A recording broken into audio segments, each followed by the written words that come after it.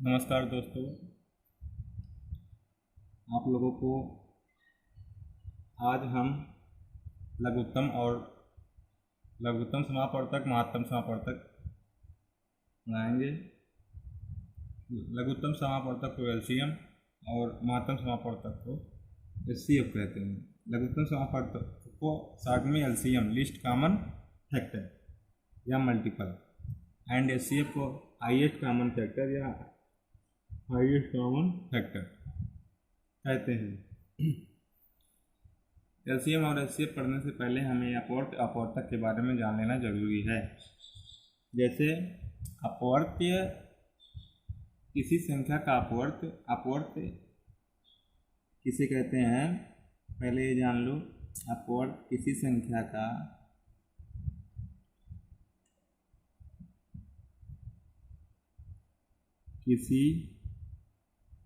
संख्या का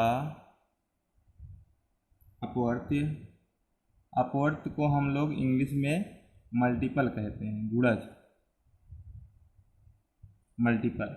इसका इंग्लिश याद रखे रहेंगे आप लोग तो याद रखने में कन्फ्यूजन नहीं रहता है, क्योंकि अपवर्त्य और अपवर्तक में कन्फ्यूजन रहता है। गुणज वे संख्याएं हैं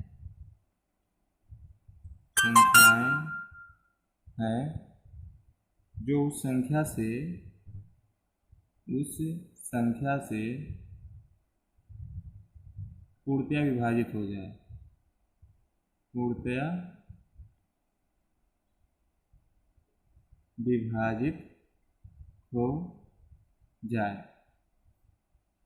इसका हम एक दो एग्जाम्पल दे लेते हैं। जैसे 4 का अपवर्त्य 4 गुना 8, 4 तियाँ 12, 4 चौक 16, 4 पचे 20 ... इसका सबसे बड़ा अपवर्त्य निकालना असंभव है और सबसे छोटी अपवर्त्य वह संख्या स्वयं होती है। और 12 का अपवर्त्य निकाल लेते हैं। अपवर्त्य 12, 24, 36, 48 ... ऐसे निकलते चले जाएंगे इनफाइनाइट तक।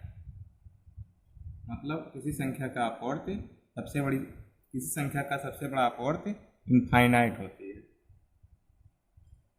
और किसी संख्या का अंतिम और सबसे बड़ा अपवर्त्य निकालना संभव नहीं है।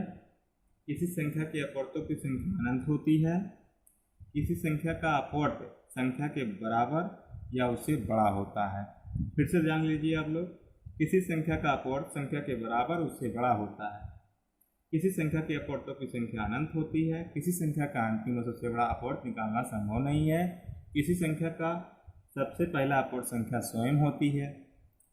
आओ आप अपवर्तक पढ़ते हैं। अपवर्तक को हम लोग इंग्लिश में डिवाइजर कहते हैं।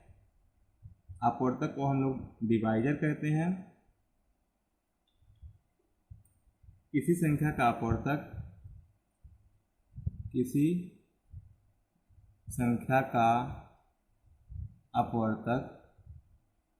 मतलब गुणनखंड। अपवर्तक मतलब गुणनखंड वह है जो संख्या को पूर्णतया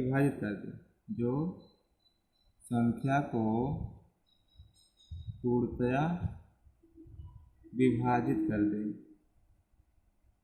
विभाजित कर दे। जैसे 4 का अपवर्तक निकालना है दोस्तों। 4 का अपवर्तक तो सबसे 1, 2, 4 इसका गुणनखंड मतलब 4 का गुणनखंड करने पर अपवर्तक जो भी आएगा वो सभी अपवर्तक होंगे 4 के। 24 का अपवर्तक निकालते हैं। 24 का अपवर्तक पहले नंबर 1 होगा, फिर 2 होगा, 3 होगा, 4 होगा, 5 नहीं होगा, 6 होगा, 7 नहीं होगा, 8 होगा, 9 नहीं होगा, 10 नहीं होगा, 11 नहीं होगा, 12 होगा और 24 स्वयं होगा। इसके भी कुछ प्रमुख तथ्य हैं, जैसे आप लोग ध्यान से सुनिएगा। किसी संख्या का पहला और सबसे छोटा अपवर्तक एक होता है। किसी संख्या का पहला और सबसे छोटा अपवर्तक स्वयं एक होता है। और किसी संख्या का सबसे बड़ा और अंतिम अपवर्तक संख्या स्वयं होती है। किसी संख्या का सबसे बड़ा अपवर्तक वह संख्या स्वयं होती है, जो दिया रहता है वह संख्या स्वयं होती है, सबसे बड़ा। ये सबसे बड़ा हो जाता है अपवर्तक, ये सबसे छोटा अपवर्तक है एक हमेशा ही रहता है ये। और किसी संख्या के अपवर्तकों की संख्या निश्चित होती है। अपवर्तकों की संख्या निश्चित होती है, मतलब 24 तक जाएगा, ये 24 है। इसके अपवर्तक कितने हैं? 1 2 3 4 5 6 7 8। इसकी संख्या यहाँ निश्चित है, लेकिन अपवर्त में हमारी संख्या निश्चित नहीं थी, इनफाइनाइट थी। किसी संख्या का अपवर्तक संख्या से छोटा या बराबर होता है।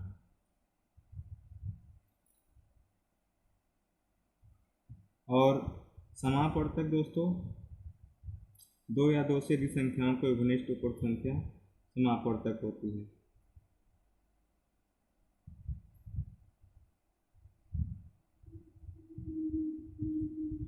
और 2 या 2 से अधिक उभयनिष्ठ अपवर्तकों की संख्या समापवर्तक होती है। समापवर्त्य और समापवर्तक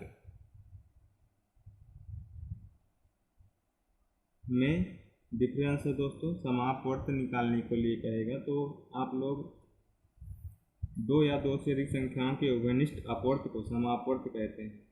जैसे 4 का समापवर्त पूछ लिया, 4 का अपवर्त या समापवर्त पूछ लिया, तो पहले नंबर तो 4 होगा, फिर 8 होगा, फिर 12 होगा, फिर